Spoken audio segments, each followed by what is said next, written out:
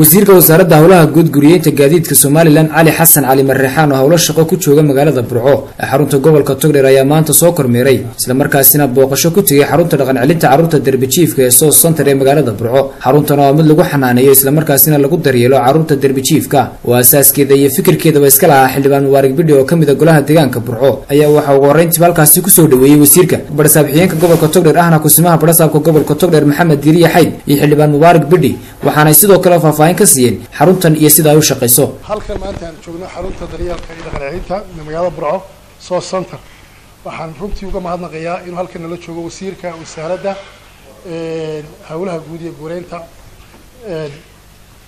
wasiir Ali halkan waxa suura geliyay dawladda dhexe iyo dawladda hoose labadaas iska kaashaday runtii oo heeraa oo dhaqaalahooda bixiya waxa halkan bas baahida weyn bas baa wasiir baskiina marwada koobaad qaranka oo uga mahadnaqayno Ahmed Waris ayaa runtii ballan qaaday markay safarkii booqashada ku timid markiiba ballan qaadkii sidii uu fulay markay ragayso ugu tagay laba casho gudahood bay baskii maartay ku bixisay oo uga mahadnaqayno marwada dadka nugul ee Burco xaruntan waa xarun xildhibaanku ku suntan yahay soo ururta dhalinyarada uu ka soo qaaday halkii shalay taaynu joognay in bridge hoostiisa ayay ku noolaan darbiyeeda ku noolaayeen xabag bay cabayeen maantana wada aragtay wasiirsan yihiin haween noloshoodii hore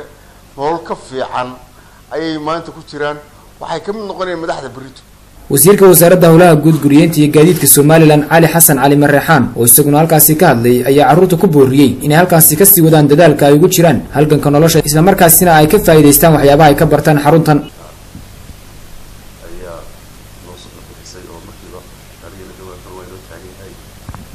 wixii kale baahiyaha soo qaadan marka soo qaadan way ka wada soconayna hadii la ka dhigo dawladda gobolka way joogtaa dawladda hoose way joogtaa xildhibaanku waa kamid yahay annaguna wixii soo qaadan insha Allah waa la dadaalina aad